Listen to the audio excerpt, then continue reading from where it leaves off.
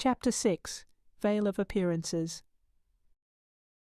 The tension hung heavy in Anna Petrov's estate as the wives gathered around the grand dining table, each one holding secrets they couldn't yet share. The room was dimly lit, the flickering candlelight casting shifting shadows on their faces. Anna's gaze swept across the group, her commanding presence filling the space. "We've been pushed into a corner," Anna began, her voice steady but sharp. "Radcliffe isn't just dismantling what's left of the Empire. She's turning us into her scapegoats. If we're going to survive, we need to change the narrative."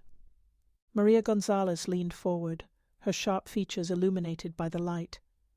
"And how exactly do we do that? The city is watching, waiting for us to crumble. Radcliffe's playing chess, and we're still learning the rules." Sophia Russo's voice was soft but firm.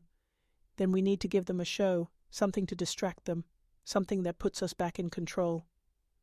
A spark of inspiration flickered in Anna's eyes. "A masquerade ball." Maria frowned. "You're serious?" Anna nodded. "A public display of power and unity. It'll force Radcliffe's hand. She'll come, and when she does, we'll be ready." Laura Williams, who had been listening quietly, spoke up. "It's risky. If we misstep, she'll bury us." "It's already a risk," Anna countered.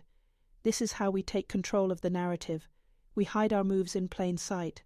The masks won't just be decoration, they'll be symbols." Preparations begin. The days that followed were a whirlwind of activity. Anna's estate transformed into a hub of meticulous planning, every detail scrutinized and perfected. Invitations were sent to the city's elite, their gilded edges and cryptic phrasing, creating a buzz that spread like wildfire. Maria took charge of the logistics, her business acumen ensuring that no detail was overlooked.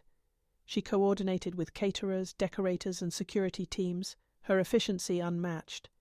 Sophia focused on the creative aspects, designing the masks and overseeing the decorations. Her artistic eye brought an ethereal elegance to the event, each element carefully curated to reflect the duality of their lives. Laura worked behind the scenes, analyzing potential threats and tightening security measures. She vetted every guest and staff member, her instincts honed by years of operating in the shadows.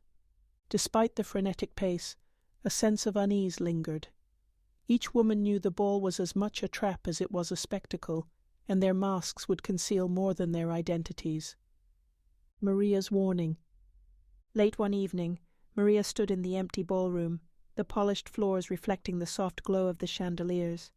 She held her phone tightly, her brow furrowed as she reread an anonymous message. "Be careful. The masks won't protect you." Her stomach twisted as she considered the implications. She dialed Anna's number, her voice urgent. "We need to talk. Someone knows about the ball." Anna's response was measured. "Then we make sure they can't use it against us. Double the security. No surprises." Maria's unease didn't fade, but she nodded. "I'll handle it." Sophia's encounter. Sophia wandered through the city's markets, searching for the perfect materials to finish the masks. She paused at a stall displaying intricate fabrics and beads, her fingers brushing against a delicate golden thread. "Beautiful, isn't it?" a voice said behind her. She turned to see a man in a grey suit, his face partially obscured by sunglasses. Her pulse quickened as she recognized him as the contact who had given her the envelope of surveillance details. "What are you doing here?" she asked, her voice low. "Making sure you're ready," he replied, his tone calm. "Radcliffe's watching you closely. She'll have operatives at the ball. Be careful who you trust." Sophia's fingers tightened around the fabric. "Why are you helping me?" His smile was faint, enigmatic. "Let's just say I have a vested interest in seeing Radcliffe fail." Before she could press further, he disappeared into the crowd, leaving her with more questions than answers. Laura's discovery. Back at her apartment, Laura sifted through a stack of dossiers on the invited guests. Each name was tied to a background check, their lives meticulously analyzed for potential connections to Radcliffe. One name stood out, George Stanton, a socialite with a penchant for scandal. His financial records showed a series of unexplained transactions linked to one of Radcliffe's shell companies. Laura's jaw tightened as she noted the patterns. Stanton wasn't just a guest. He was a liability. She dialed Anna immediately. "We have a problem," Laura said, her tone clipped. "Stanton's tied to Radcliffe. If he's coming to the ball, it's not as a friend." Anna's voice was calm. "Then we use him. Keep him close and watch his every move." The night of the ball. The estate glittered like a jewel under the moonlight, its grand facade alive with light and music. Guests arrived in waves, their elaborate masks and gowns transforming the event into a living tableau. The air buzzed with excitement, the allure of mystery drawing everyone into the game.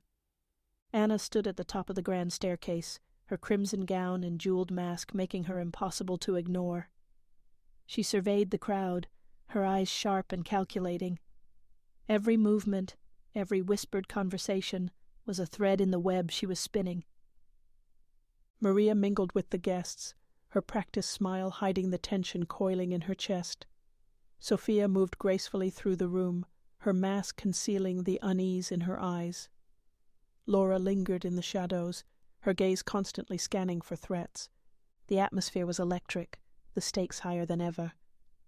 But beneath the veneer of elegance, the women knew the ball was more than a display of power. It was a battlefield.